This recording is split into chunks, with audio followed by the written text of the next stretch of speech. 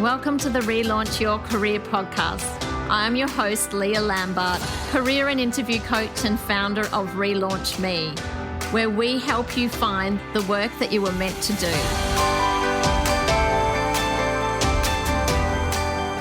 Today I have Katie Maynes on the podcast to talk to you about building a career in PR. Katie is a PR specialist, a visibility and storytelling coach with 20 years of experience working in a range of PR roles in Melbourne, London, and Queensland. She now has her own business, Katie Maynes PR, where she helps international charities with their PR, as well as providing spotlight-shy entrepreneurs with the tools and confidence to share their stories. Earlier this year, I met Katie when I completed her PR classroom course, and I can vouch for her extensive PR knowledge and her ability to inspire others to get their story out there. Welcome to the podcast, Katie. It's great to have you here. Oh, thank you, Leah. It's so great to be here. So, Katie, I've been really looking forward to having you on the podcast. But before I sort of interview you about your own career story, can you explain to those who may not know what exactly is public relations or PR? Yeah, great question, and one that I'm asked all the time. So PR or public relations, it's actually funny because it has changed a lot since I graduated uni over 20 years ago, but the definition still stands. And that is the effective communication between an organisation and its public. So it's all of the storytelling and the way that you spread your messages to your public. So, Katie, after school, you went straight to university at RMIT and studied a Bachelor of Arts with a public relations major. How did you first become interested in PR, or how did you even know about that course? Yeah, well, it's funny because I didn't know what PR, I'd never ever heard of PR up until year 10. And I was at my school careers night, and I remember I just saw a woman was sitting there and she had PR or public relations written at the front of the desk. And I sat down and she started telling me about what she did, and I just loved the sound of it. My older sister did marketing, and she actually did marketing in RMIT as well. So I had an understanding of marketing in her course, and I thought that is sort of what I wanted to do, but I didn't want to copy her. And then I heard about PR. I thought, well, that's a little bit different. And that's not copying her.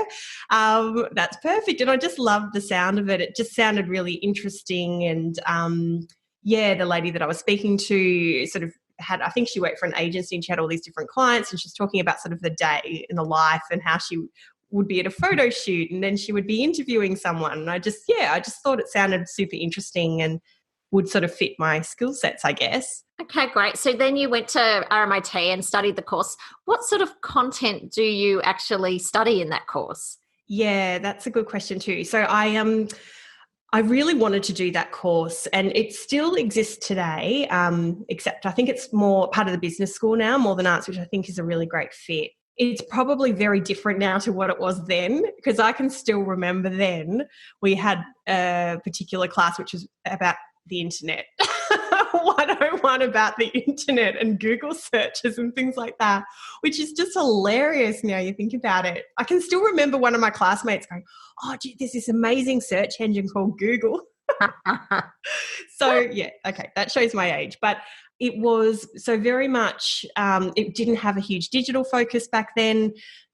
Did have a writing focus, and writing is something that is a huge part of PR, and it's something I didn't actually realise when I went into it, which is crazy now that I think about it. PR works very closely with journalism, and our course, so that particular course, I'm not sure if this is still the situation with that one, but it was run concurrently with the journalism course and the media studies course at RMIT. So we did a lot of overlapping subjects with the journo students, and a lot of the journalism students went on to do PR and vice versa. So there was a huge crossover. So lots of writing, media studies, because media relations is a big component of PR, international studies, politics, although they were sort of, I think, more elective, so you could kind of choose what way you would go. And I guess that's something I love about PR, that it's so broad and across a range of different industries, but you really do have to be interested in the media and know what's going on. And Just know sort of how all of that works,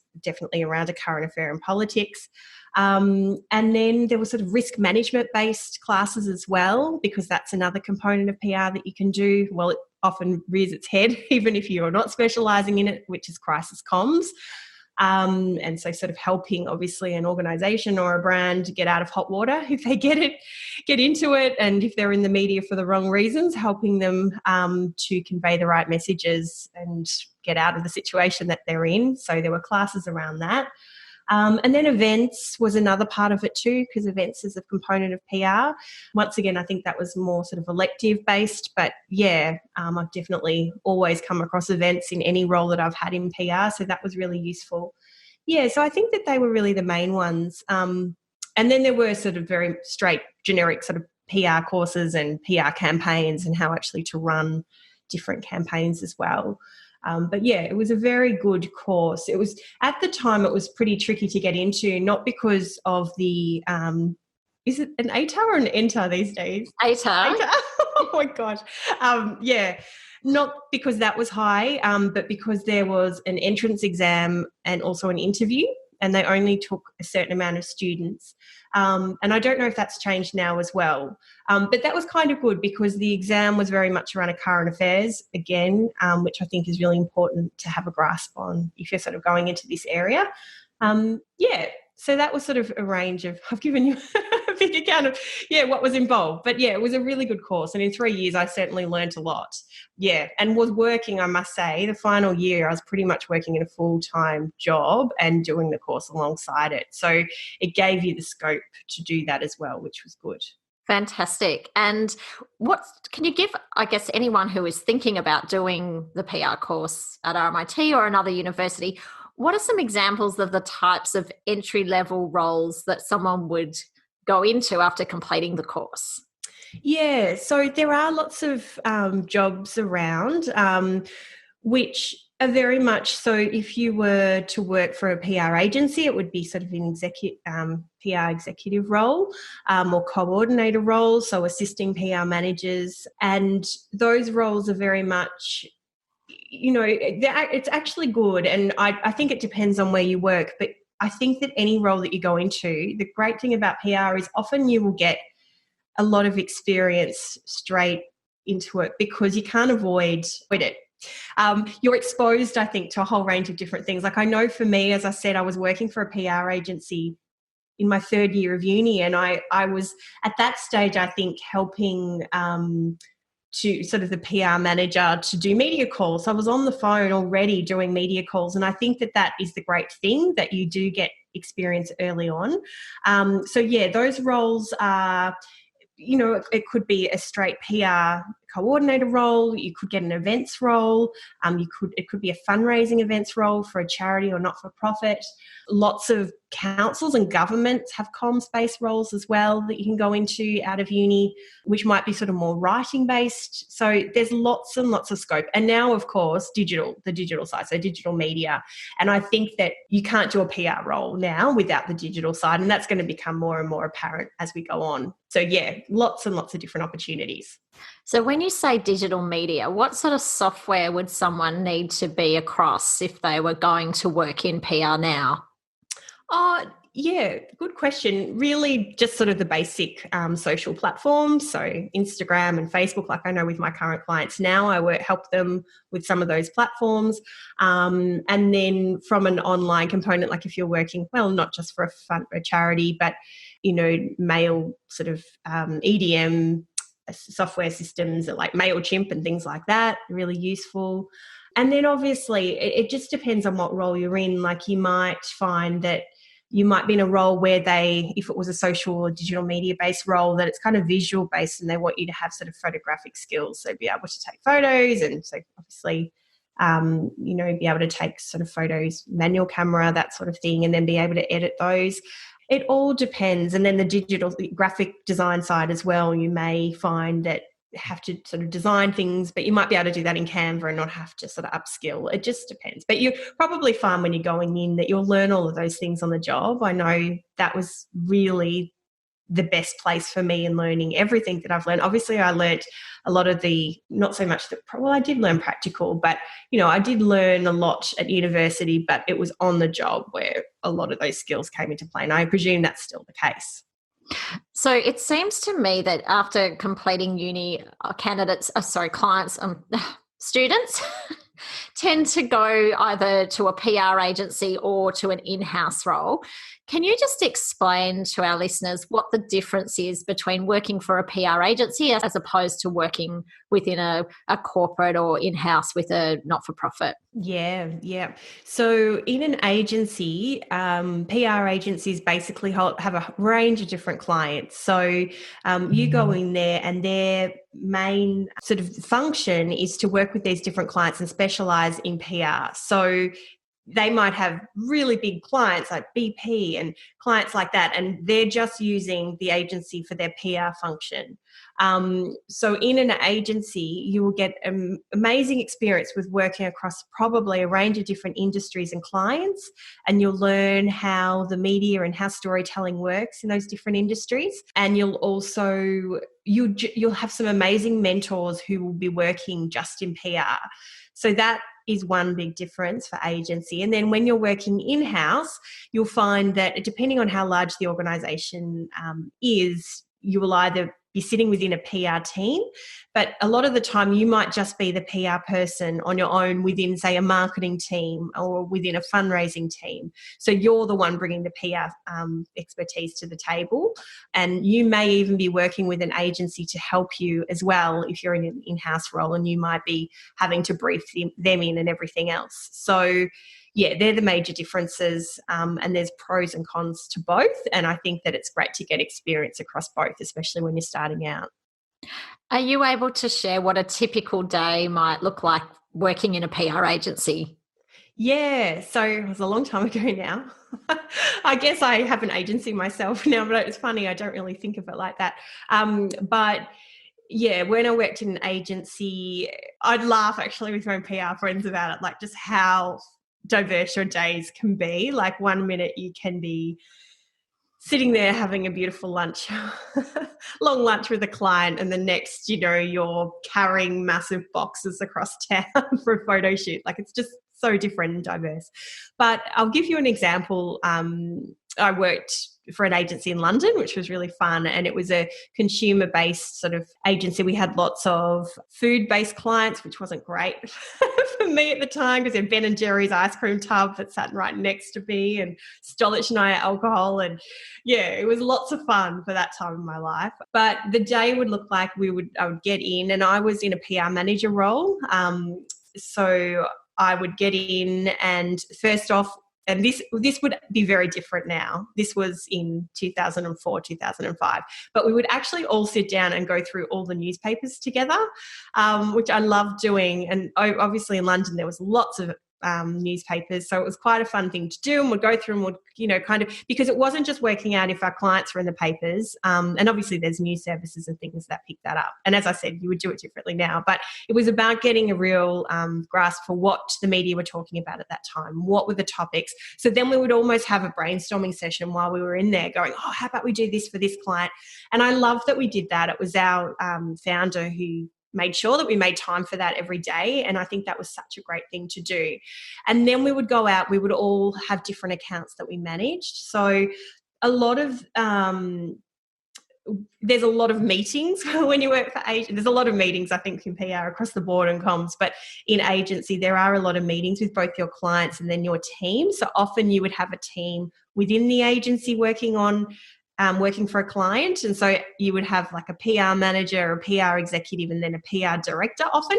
Depends on how large the client was, but that would often be the team.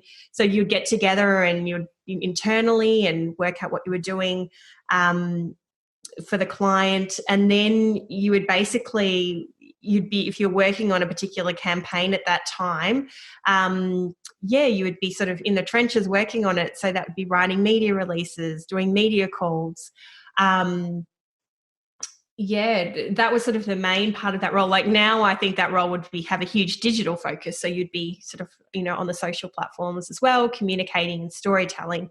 So that was basically how it would look. But then from a PR manager perspective, usually the PR managers and directors, a lot of their role would be pitches. So looking for new clients and going out and having to do pitches, gosh, which I hated. It was like a job interview. And you'd have to go and basically present, and you would put together this pitch. So you'd put together some campaign ideas for the client, and then you'd have to get up and pitch and tell basically the client why you're a good fit. So yeah, there was a lot of that, and we did do a lot of that too. So, and then events. So then there'd be lots of events. There'd be lots of client relationship sort of would either be, back then we probably were having a lot of long lunches where that doesn't really exist anymore. So yeah, so diverse and different. That gives you a big taste of what we would do in a day. But yeah, that's the thing I love about PR. It's never boring. It's always interesting. There's always different things to do. Yeah. So from what you're telling me, it sounds, in an agency environment, very fast-paced, and it sounds like you do have to be putting yourself out there if you're calling journalists, doing pitches, going to events. Would you say that agency environment is a better fit perhaps for an extrovert than an introvert, or do you think it doesn't matter? Oh, great question. Yes. So I'm an introvert. I'd say a people-loving introvert. But I found that hard sometimes because I would often be, as I remember at uni, I was thinking, oh my gosh, there's just so many loud people, and I was often quite quiet. But when I say I'm an introvert, I do like speaking. I do like being on the phone. I don't mind doing presentations as much as, as much as they made me nervous. I did debating and things like that at school. Like I don't mind that sort of thing. So I don't think it matters if you're an introvert and an extrovert, and I think both bring different things to the table. Like I have worked with introvert colleagues who are just incredible writers and just like to put their head down and do the writing side and the strategy and planning side, and then have their extrovert colleagues do sort of more of the relationship building and client fronting kind of work. So I think there's a side. I think that I definitely don't think that you can pigeonhole yourself and say, well, I'm an introvert, I'm not going to be interested in that. And I think there are so many introverts who are creative, so want to do roles like this. And I think it would be a great shame if they didn't go into these roles because of that. So no, I think that you can be both. I do think that, maybe with agency, when it comes to pitching and relationship building and networking and things like that, then there is definitely a place for extroverts, and they do an amazing job at that. And also the energy levels with that. Like I know, looking back, I think, I was always, it was quite fast paced, and there was a lot of travel and things like that involved with events. So it was probably little wonder that I was tired, but I look back and think I was probably really tired because of all the networking and all of that, which I didn't always love. So yeah, I think that there's definitely a place for extroverts for sure, but I think that you can kind of find a role that suits you is what I'm trying to say. Yeah. Okay, great. And I mean, it sounds like it was probably a great experience for you and great for your confidence and to learn to put yourself out there. But it's often for introverts, it's something they can learn to do really well, but it can be draining if you're doing it day in and day out and don't get that time to yourself and working perhaps at a steady pace. Absolutely, absolutely. And, if you'd asked me in my 20s if I was an introvert or extrovert, I probably would have said extrovert because I was trying so hard to be one to fit into the role, which I don't necessarily think is a great thing. But that you're right. It did make me put myself out there. It did give me confidence in certain things that I wouldn't probably have had the confidence or, given me the confidence to do things I wouldn't have had the confidence to do. So, yeah, I don't think that's such a bad thing at all. Now, after you worked in agency, you worked in-house for a number of very well-known brands, including, Village Roadshow, you started there earlier in your career. Then you worked for Australia Zoo, Yarra Trams, World Vision, and the St Vincent's Institute of Medical Research. Can you talk us through some of these experiences and some of the key highlights in your PR career? Yeah, so I always think the Village Roadshow job was quite surreal now I think about it. And it's so funny how I got that job. It was through the Yellow Pages. When I was at uni, we had to do an internship, and it wasn't a long internship. I think it was only 6 weeks or something, and it was over the winter break. And I I had been working, or at that time I was working for an agency, and I knew that they'd often spoken about a contact or someone that worked there who'd worked at Village Roadshow. So I just had in my head, oh gosh, I'd love to work there. So I just got out the white pages or the yellow pages, and I don't even know, and like wrote letters. You might have to explain to some people what the yellow pages actually are, Katie. So like a directory of film distribution companies, and I must have called them and worked out who the contacts were and then wrote letters. And yeah, luckily, it was just lucky that someone, wrote back to me and said, yeah, you can come on board and be an intern. And it was really lucky because she lost her job while I was there, which isn't something to laugh about, but it was kind of, now I think about it, it was just so funny how it all happened.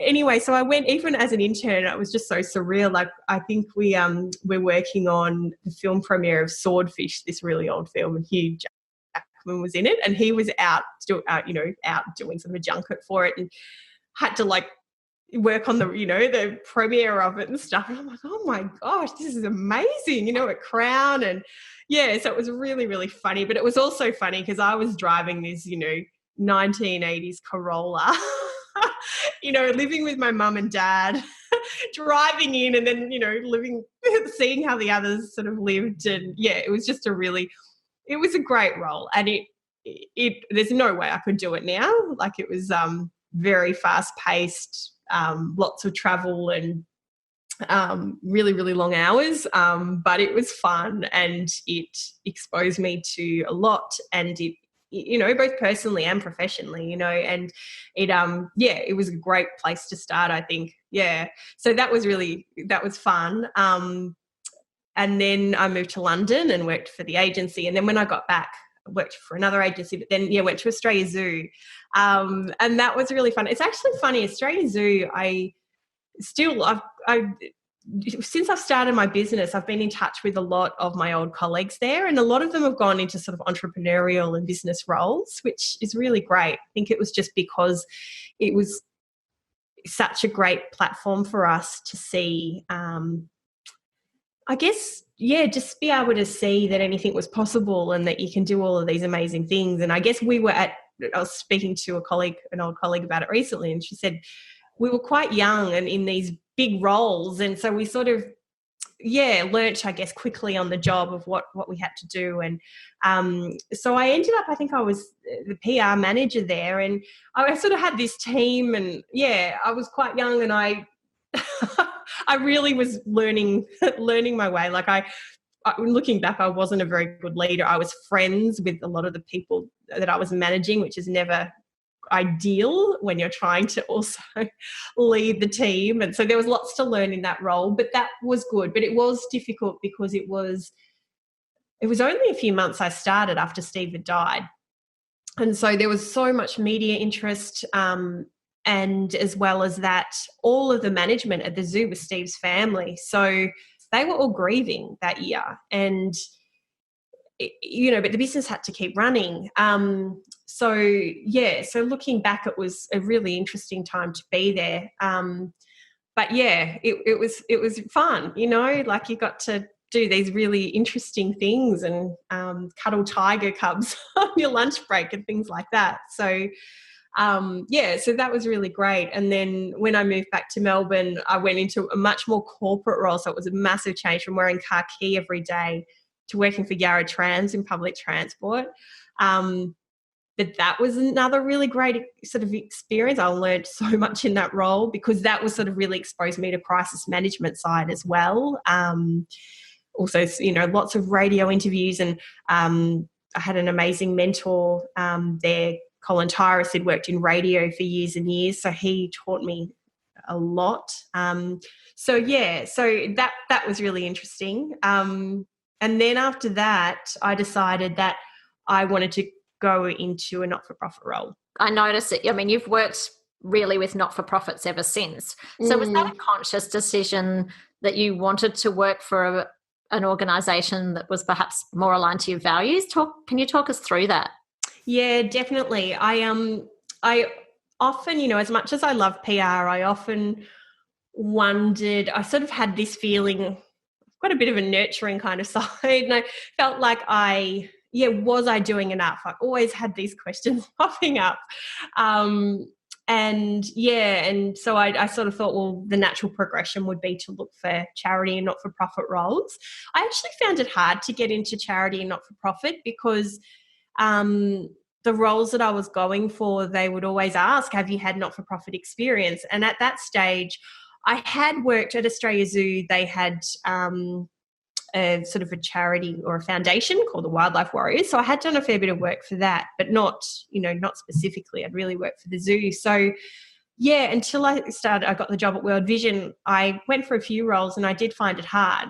And looking back, I think charities are missing out if they sort of keep, I don't know if that's still the way it is, but I do think that you need to understand how a charity works. And now I've worked with a lot, and I think that they work differently to the corporate world, but you bring so much experience and expertise in, regardless of where you've come from, and you can apply that to charities. So I don't know if that's changed, but I did find that hard. But it was definitely aligned with my values, and just felt I wanted to be doing a bit more, even though there was nothing wrong with the other jobs that I was doing. I just had sort of this feeling that that's what I wanted to do.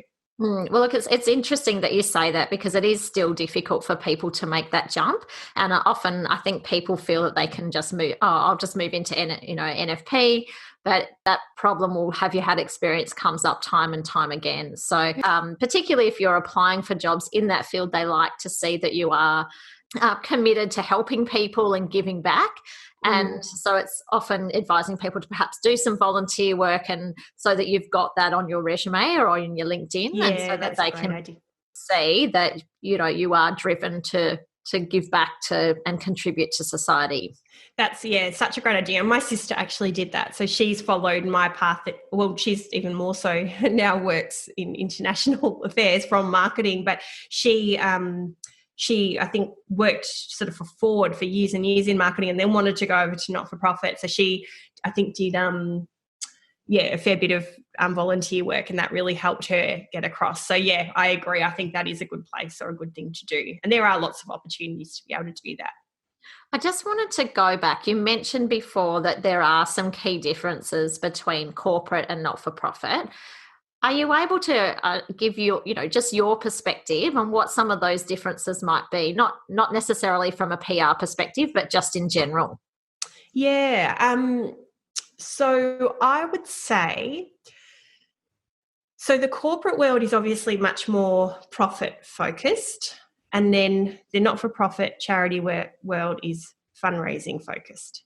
So the difference there are similarities with that, because you're really, I guess, you're looking at the consumer, you're focused on the consumer, or you're focused on the donor. Now, there's obviously a lot more involved than that, but from a communication perspective, that's a way that you could look at it.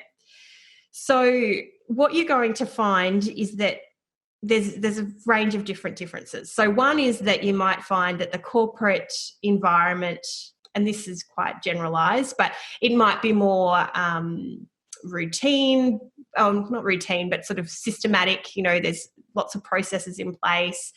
You might also find that there might be more budget around. So you'll find potentially with not-for-profit and fundraising that's often something that can be a bit of a challenge, that the budgets are lower.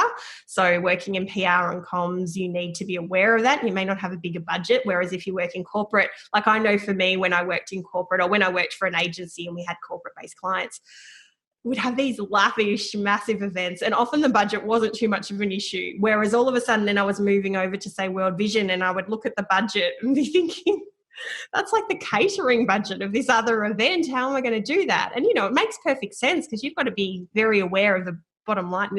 Every dollar that is spent in a charity is coming from donors. So it has to be well spent, and you need to be making sure you get return on investment in that. And the same can be said for corporate, but it is different. So the other thing that is a big difference, I would say, with charity and not-for-profit is that you will come across some really, really passionate people. And that's not to say you won't come across that in corporate, but, you know, people who are working in fields that they have worked in all their lives and they would die for that thing. And working in PR and comms, I've worked with lots of charities. So I almost feel like I have to sort of become passionate about all these different things. And then I'm working with these people who are just so passionate. I don't know if that makes a whole lot of sense, but it just means that there can be challenges around that, because if someone is really, really focused and passionate on something, it is sometimes hard to get certain ideas across or, get your point across, because they might be so focused on that thing, whereas you mightn't get that so much in corporate. So that's another big difference that I see. And it just depends as well. I mean, because say working with a charity like World Vision, like that's huge. That almost has a whole range of different departments like a corporate organisation may. But then a lot of the charities I've worked with are quite small. So that's another big difference in that you won't have all the departments that you may in the corporate world. So you may find that if you're working in the corporate world, that you may work within a PR team and have some PR people to be able to have, you know, bounce ideas off and have you support you. But in a charity, you may be the only PR person, which means that, you probably want to have support outside of the organisation when it comes to PR if you're sort of having challenges around something and want someone to help you. So that's another thing too. So there are definitely differences, but it just really, there are lots of, you know, it does depend. It just does depend on what the organisation is and how large they are. And the other thing that can come up with charities and organisations is often they'll have corporate's the same, but they'll often have boards, and you sometimes have to get approval through boards and then approval through management, and that can also sometimes lead to a few challenges when it comes to getting things approved or ideas accepted. So, they would be the things that I've found. Yeah. That's interesting. It sounds like you need quite good, strong influencing skills in that environment. Yeah, you do. But I think that the reason why I really do love charities, and the reason why I've ended up predominantly working with them is that for me, when it comes to PR and you're selling a story and you want to really believe in that story or believe in that product, and it's easy to do if you're working for a charity. And so I think that is actually one of the big reasons why I do work with charities. And as I get older, I do find it's harder to try and pitch something that you may not be convinced or excited about yourself. So that's, I think, a really great benefit of working for a charity, that you're working for an amazing thing. And the upside of the passion, I was sort of talking about passion, saying that it was a negative thing, but the amazing thing about that is the teams are often really great to work with, because you're all kind of coming together for the same thing. Like I've worked with the Asylum Seeker Resource Centre on their telethon. They've got their next one actually just about to happen, but I helped them with that for a few years, and it's just beautiful, like seeing everyone come together for that. And there's no one in that team who wouldn't want to be putting in 100%, because we all really want to see the results and see them get a whole lot of money in. So, I think that's a really great thing about charities and not-for-profit. You raise a really interesting point, because, I mean, at the end of the day, from what you're telling me, PR, it's almost like sales, and you have to put yourself out there to get across what you are trying to pitch. And so I guess it's interesting, being an introvert as well, that, you know, often that sort of selling doesn't come as naturally to introverts. So I think, you know, that's even more reason why you need to be really passionate or really interested in what you're trying to get across. Oh, yeah, that's exactly right, Leah. I like it. That's exactly right. And I think that's how I felt. And it's probably the part of the role that I've struggled with the most over the years is the selling. And the roles I've been in, like say at Australia Zoo, there wasn't much selling with that. That was more media management, because media were coming to you. I probably preferred those roles than the ones where it was more trying to get the media. Although with charities, that's what it has been, but I haven't minded, because I've really supported the cause, and I've really had a huge motivation to make it happen. And the payoff of when you get coverage and is really beautiful and great. And so completely agree. Now, Katie, I want to talk to you about your own business, Katie Maynes PR. Can you tell us a little bit about what you're currently doing? I know you're working with international charities, but can you also share how you help entrepreneurs who are a little bit spotlight shy? Yeah, sure. So I started my business, I think it was about 4 years ago now, and I actually started it because I'd had my daughter and I was kind of looking for more flexibility. That was probably the big driver at the time. And I didn't really know how it would look. And so, and it really has had sort of this model of two, as you said, I've got sort of two functions there. One as a coach, helping spotlight shy entrepreneurs, and the other consulting and helping really predominantly charities. I have helped a few entrepreneurs as well and businesses. So the consulting side has, yeah, as you said, working with charities, and that's really mainly media relations. So helping them with big campaigns, as I mentioned, the Asylum Seeker Resource Centre and Ovarian Cancer Research Foundation, and just helping them get good coverage in the paper so they get brand awareness and people see what they're doing, and hopefully they get more donors as a result of that. That's really the main aim of that work. And it's something that, as I said, I enjoy because I see the huge payoff in that. And I also love telling the stories. Like, there's some really beautiful stories that come out of that. And yeah, that's something that really I love and is a key driver for me.